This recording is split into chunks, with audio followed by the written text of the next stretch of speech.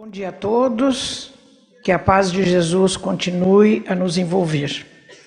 Eu quero que sejam as minhas primeiras palavras de agradecimento pela oportunidade de participar desta festa espiritual de amor e de fraternidade. E quero cumprimentar assim toda a equipe organizadora deste evento, na pessoa do seu presidente, nosso amigo Luiz Felipe, pelo trabalho magnífico que estão fazendo e proporcionando a todos nós este encontro. O nosso tema de hoje é a questão espiritual dos animais. Eu quero dizer para vocês que eu estou representando o NUVET, Núcleo de Medicina Veterinária e Espiritualidade, junto à AME São Paulo. E eu fico muito contente da AME São Paulo, e de modo geral as AMEs, estarem acolhendo esse trabalho nosso em favor do verdadeiro conhecimento sobre a natureza dos animais. Porque no meio espírita, nem todos os segmentos ainda estão trabalhando com essa temática da questão espiritual dos animais.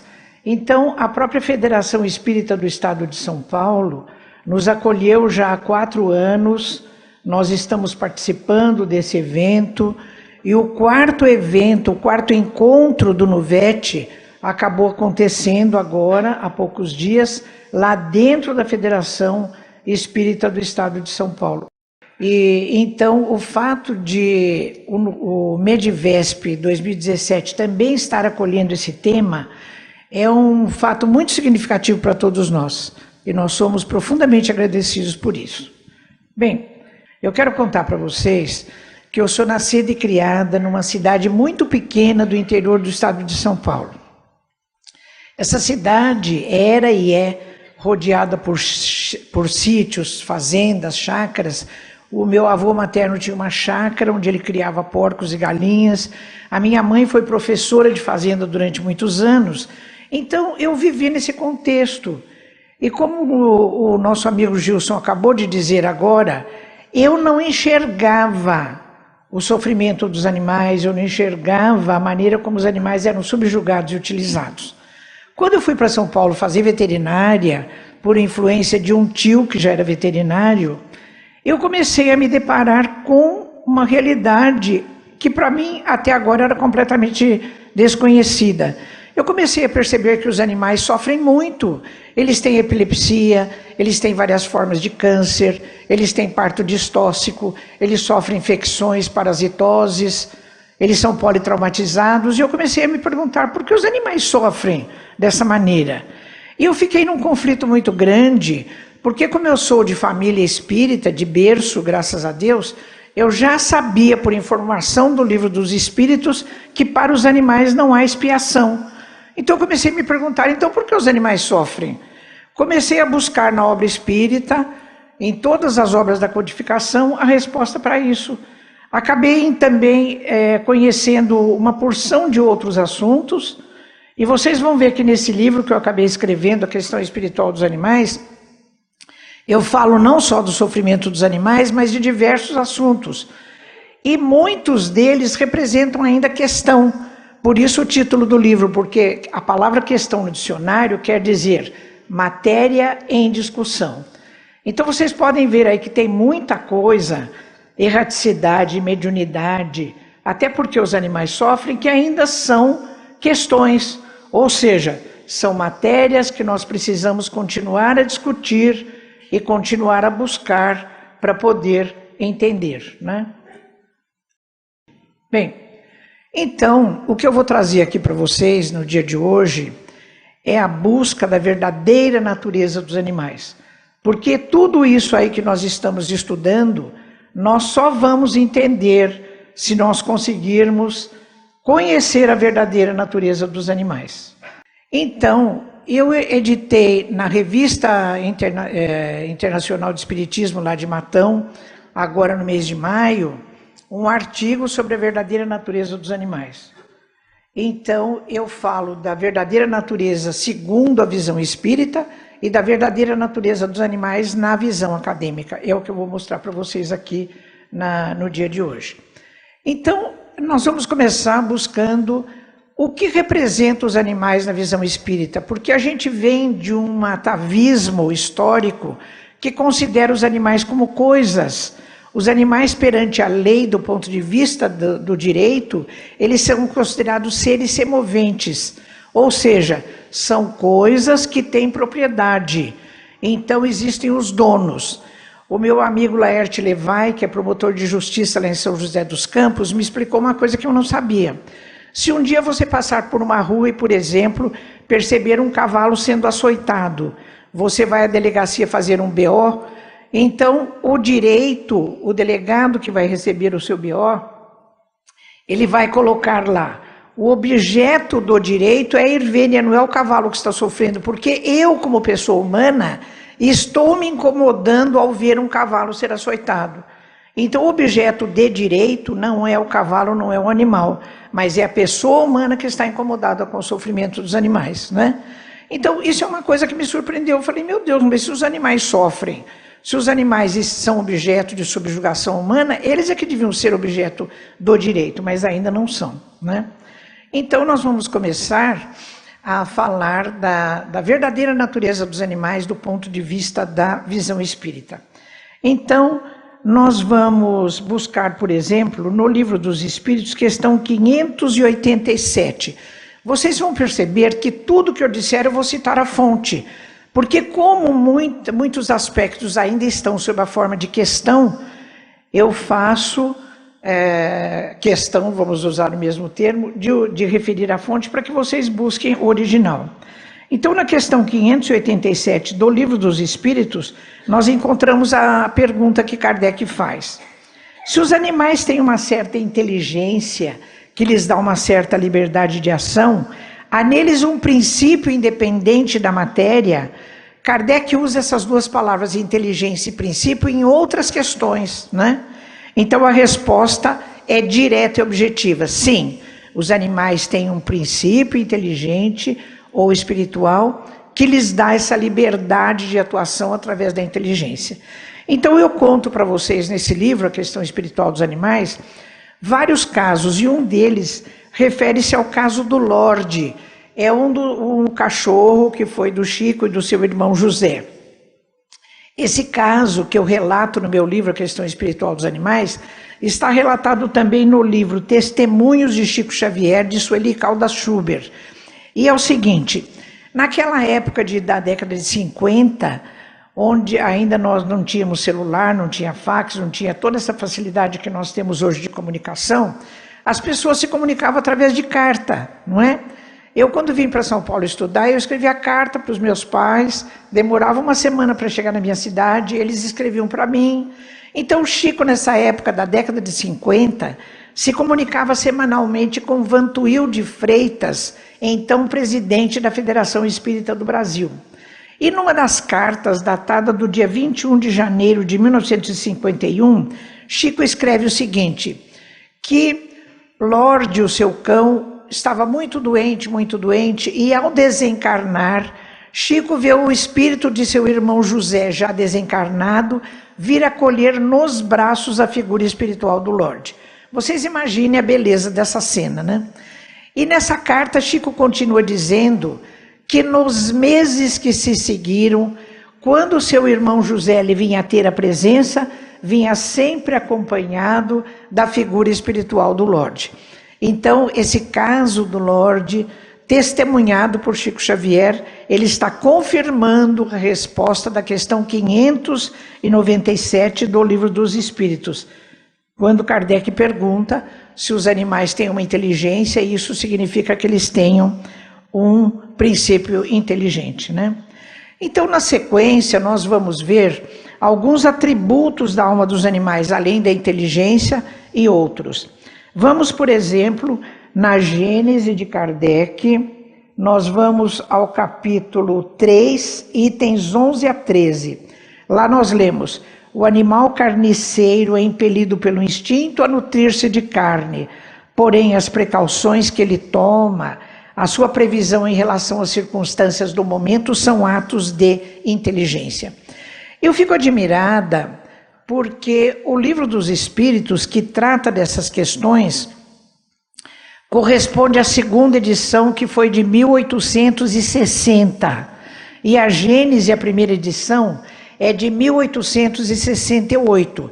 Portanto, há mais de 150 anos, o Espiritismo antecipou a informação que depois a ciência acadêmica também veio trazer, de que os animais são seres inteligentes, né? No Livro dos Espíritos ainda, na questão 849, nós encontramos a pergunta: qual é no homem em estado primitivo, aquele que morava nas cavernas, a faculdade dominante, o instinto ou o livre-arbítrio? Porque nós sabemos, por esse livro que acabamos de escrever, Décio, Sérgio Lopes e eu, que segundo Calderaro, no livro No Mundo Maior, de André Luiz, a nossa casa mental tem 3 andares, cada um deles corresponde à atuação de uma parte do cérebro. O chamado instinto, ele está no 1º andar, e o livre-arbítrio corresponde a uma das funções do 3º andar. Então, quando Kardec pergunta, no homem primitivo, qual é a função dominante? É o instinto ou é o livre-arbítrio? Qual é a resposta? O instinto. Então, em todo esse processo evolutivo, desde a animalidade anterior, como refere André Luiz, até a nossa espécie de hoje, que é o Homo sapiens sapiens, houve todo um processo de aquisição de mais inteligência, de racionalidade e tudo, para que nós então emergíssemos no instinto para os nossos processos cognitivos. Vamos ver uma outra propriedade da alma dos animais. Os animais reencarnam. No Livro dos Espíritos, questão 899, Kardec pergunta: a alma dos animais pode escolher a espécie em que prefira encarnar-se? Porque sempre eu me perguntava, será que, por exemplo, o meu gatinho lá em casa, quando desencarnar, ele vai escolher depois vir uma onça pintada, né? Então, coisas do tipo. Eu não encontrei nada nas obras da codificação que sinalizasse isso. E essa pergunta ela está respondendo que os animais não têm ainda o livre-arbítrio suficientemente desenvolvido para chegar a esse tipo de escolha, né? Na questão ainda 601, Kardec pergunta, ainda dentro da temática do processo reencarnatório, os animais seguem uma lei progressiva como os homens no processo reencarnatório? A resposta é taxativa também, sim. Os animais também seguem uma lei progressiva. Depois, animais e consciência. Vocês acham que estão dizendo, bom, a gente já está abusando. Tudo bem que os animais reencarnam, tudo bem que os animais têm inteligência, mas consciência, não sou eu que estou falando, não, é esse aí, André Luiz. Então, no livro No Mundo Maior, capítulo 3, Calderaro, que é o seu mentor, diz assim, a crisálida da consciência. Vocês se lembram o que é crisálida? Naquele ciclo reprodutivo da borboleta, ela coloca os ovos, cada ovinho depois vira uma lagarta, uma larva, ela vai comendo as folhas da sua árvore preferida, depois quando ela está bem gorducha, ela tece com fios, ela tece um casulo, fica ali uns 15 dias, depois dali sai a borboleta. Metaforicamente, essa fase da crisálida é uma fase de potencialidade. Então, olha o que André Luiz está dizendo. A crisálida da consciência que reside no cristal a rolar na corrente do rio, aí se acha em processo liberatório. Dentro do meio espírita, essa é uma questão, porque nem todos os espíritas concordam se o princípio inteligente começa a atuar no reino vegetal, ou no animal, ou no mineral. André Luiz está sinalizando através de Calderaro que o princípio inteligente já começa a atuar a nível dos cristais, né? É mais uma questão para continuar estudando. Próximo slide, por favor. Os animais reencarnam, já falei. Depois, os animais pensam. No livro No Mundo Maior, também de André Luiz, nós vamos ver no capítulo 4, que se chama Pensamento das Criaturas, a seguinte informação. Então, Calderaro diz o seguinte, a angelitude emite os seus pensamentos e sentimentos em raios ultra super curtos. Eu penso que deve ser como aquela britadeira de asfalto, né? Faz aquele bzzz. Quem quiser saber como isso funciona, leia o caso de Cipriana, que está no livro No Mundo Maior, nos capítulos 4 e 5. Eu não vou contar para vocês. Depois continua Calderaro, a mente humana emite o seu pensamento em ondas curtas, médias e longas, e os animais em ondas fragmentárias. Agora, olha como não existe um limite bem definido entre a animalidade anterior e os seres humanos. Porque no livro Evolução em Dois Mundos, no capítulo 10, André Luiz está dizendo que aquele homem primitivo, cuja faculdade dominante é o instinto, ele também tem o seu pensamento emitido em ondas fragmentárias.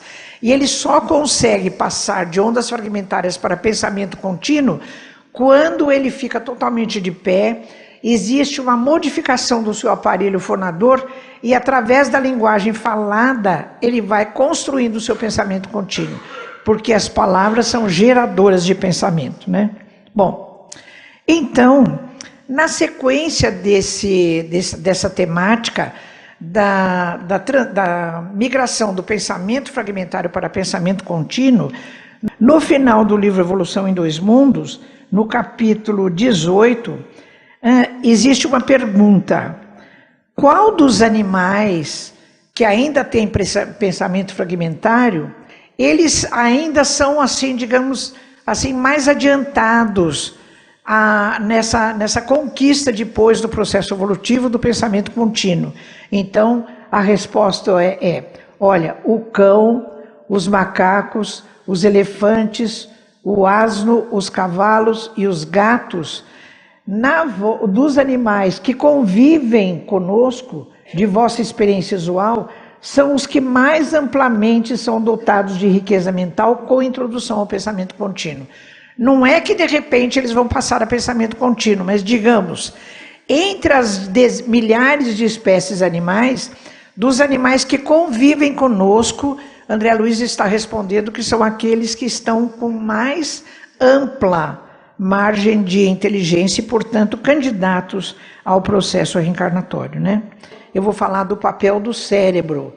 Então, André Luiz, no livro No Mundo Maior, capítulos 3 e 4, e eu lembro que esse livro, a primeira edição, é de 1947. Vocês vejam o pioneirismo da doutrina espírita, né? Então ele diz assim, Calderaro: o cérebro é o órgão sagrado de manifestação da mente em trânsito da animalidade primitiva para a espiritualidade humana. Então, com isso, eu mostrei de maneira muito rápida e sumária para vocês o pioneirismo da doutrina espírita em nos trazer a informação de que os animais são seres espirituais em evolução, eles têm inteligência, eles têm raciocínio, eles têm memória, têm tudo, são nossos companheiros de jornada evolutiva, né? Então, alguém uma vez me disse: Ivênia, mas não tem nada sobre os animais na obra espírita. Eu falei: tem muita coisa. Tem muita coisa que está espalhada. Então, o trabalho que eu fiz foi fazer uma leitura e fazer uma coleta, mais ou menos seletiva, e trazer para vocês nesse livro que eu escrevi, que se chama A Questão Espiritual dos Animais. Vamos ver agora a verdadeira natureza dos animais do ponto de vista acadêmico. Hoje em dia a ciência diz assim: olha, os animais são seres sencientes. Então, quem quiser saber qual é a visão acadêmica a respeito disso, eu ofereço esse trabalho que eu fiz no livro Instrumento Animal, o uso prejudicial de animais no ensino superior. O primeiro capítulo eu escrevi exatamente com esse título: os animais são seres sencientes, colocando a visão da academia, da ciência, a respeito da verdadeira natureza dos animais. Então, hoje surge o conhecimento de que os animais são seres sencientes. O que isso significa? Significa que eles pensam, têm livre-arbítrio, têm mente, psiquismo, inteligência, memória, sensibilidade. Eles fruem sofrimento físico e mental. Eles têm vida própria, ou seja, eles não existem apenas para servir ao ser humano. As pessoas às vezes insistem com isso e eu respondo o seguinte: olha, os dinossauros, por exemplo, eles apareceram aqui no planeta, viveram milhares de anos, se extinguiram, nunca viram o ser humano. Vieram fazer o que aqui, né? Então nós temos esse resíduo da nossa tradição hebraico-cristã de que os animais existem para nos servir, não é? Precisamos passar por cima disso e atualizar os nossos conhecimentos. Então, com tudo isso que eu fui estudando, lá na revista Comunicações Científicas da Faculdade, em 1989, eu escrevi um artigo bem provocativo com esse título: olha, os animais têm alma Pedi licença a Bozano, claro, porque esse é o título de um dos livros de Ernesto Bozano, né?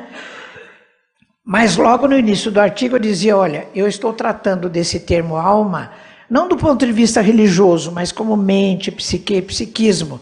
Porque mesmo dentro da faculdade veterinária, alguns colegas insistiam comigo que esse termo mente é apropriado em relação ao ser humano, mas não em relação aos animais. Eu me insurgi contra isso, escrevi esse artigo, do que resultou depois o primeiro livro que eu escrevi sobre os animais, que se chama Alma dos Animais. Esse livro está esgotado, eu já me prometi que agora, logo, logo, eu vou fazer a reedição dele. Então, o que eu fiz desse livro? Eu faço uma comparação entre as estruturas do sistema nervoso do ser humano, sistema nervoso central do ser humano e dos animais. E eu concluo, como outros autores já tinham concluído, que as diferenças são de natureza quantitativa e não qualitativa, como vocês podem ver ali naquela figura, né?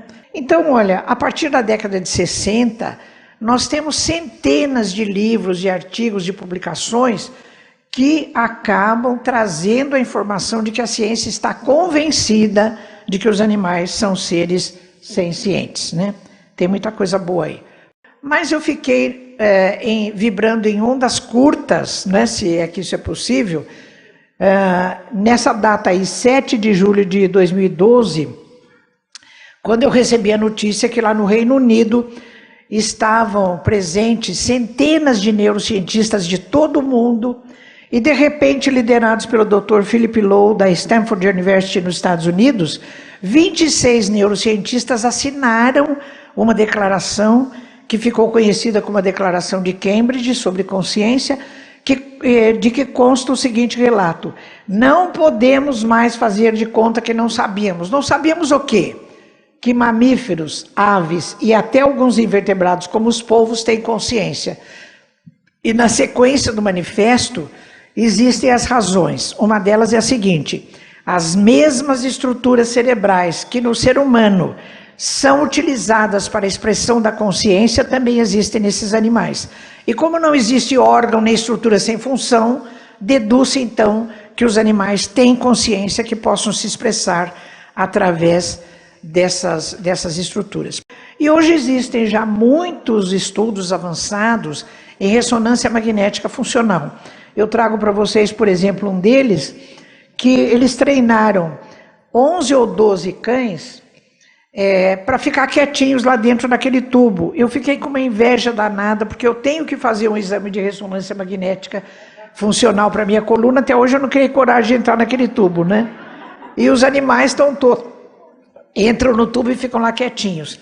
Então, através desse estudo, mostrou-se que, então, quando colocam os fones de ouvido nos cães e oferecem vários estímulos para eles, quando é o próprio tutor do animal, o próprio tutor do cão, que fala com ele de maneira afetiva, ele tem estimulação do córtex auditivo secundário, que já é um córtex mais diferenciado, do córtex visual secundário, porque ao ouvir a voz do seu tutor, ele idealiza a imagem dele, e também do córtex terciário associativo, que é o córtex do lobo frontal, e da chamada encruzilhada POT, parieto-occipitotemporal, ou seja, as partes mais nobres do córtex cerebral dos cães são ativadas quando o seu tutor fala afetivamente com ele.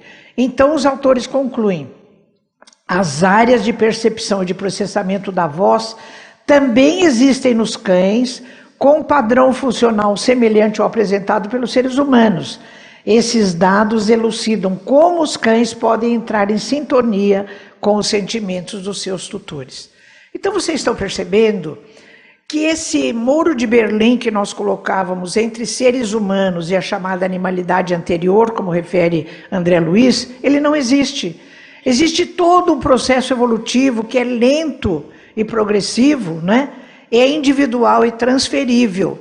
E nós que já estamos num patamar pretensamente mais evoluído, nós temos que olhar para os que estão evoluindo de maneira terna e absolutamente respeitosa, né? Então eu coloco uma pergunta final aqui, que é de caráter ético. Será que depois de tudo que a gente conhece da verdadeira natureza dos animais, do ponto de vista espiritual, que são seres espirituais em evolução, do ponto de vista acadêmico, que são seres sencientes, nós temos o direito de dispor deles como ainda fazemos, através de espetáculos deprimentes, espetáculos de diversão, como é o caso de circos com animais, de vaquejada, de tourada, de rodeio, de farra do boi, de rinha de galo, de rinha de pitbull, né?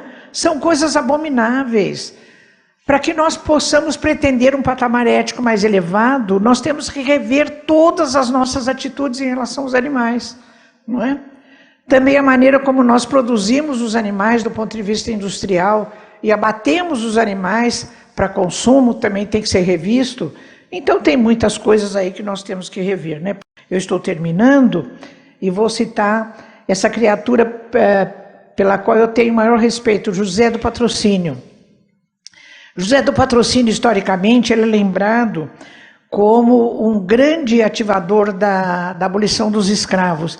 Ele era filho de uma negra escrava e de um padre que certamente não lhe conferiu paternidade. Mas quando ele foi criado no ambiente da igreja, ele se aculturou, depois ele foi para o Rio de Janeiro, se tornou jornalista. E ele escrevia todo dia uma coluna no jornal, e várias vezes ele escreveu o texto defendendo os animais. Num deles ele dizia assim: eu tenho pelos animais um respeito egípcio. Penso que eles têm alma ainda que rudimentar e que sofrem conscientemente as revoltas da injustiça humana. Ele estava escrevendo um texto sobre os animais, quando ele se sentiu mal, debruçou sobre a máquina de escrever e desencarnou. Então, o último ato desse nobre brasileiro foi defendendo a abolição dos escravos animais também. Maior respeito por esse espírito, onde quer que ele esteja. Então, eu vou buscar em Missionários da Luz, através do mentor Alexandre, esse conselho para nós todos. Olha, a missão do superior é a de amparar o inferior e educá-lo. Sem amor para com os inferiores, não podemos aguardar a proteção dos superiores. Então, é Emmanuel que diz no livro Emmanuel, capítulo sobre os animais. Ele diz assim: recebei como obrigação sagrada o dever de amparar os animais. Estendei até eles a vossa concepção de solidariedade. Então, eu estou terminando. Eu agradeço a todos vocês e deixo essas imagens que são bastante sugestivas daquilo que nós todos estamos buscando, que é uma relação de busca de harmonia cada vez mais intensa no relacionamento entre seres humanos e seres animais. Que Jesus, que nasceu num estábulo cercado de animais, abençoe o esforço de todos nós. Muito obrigado.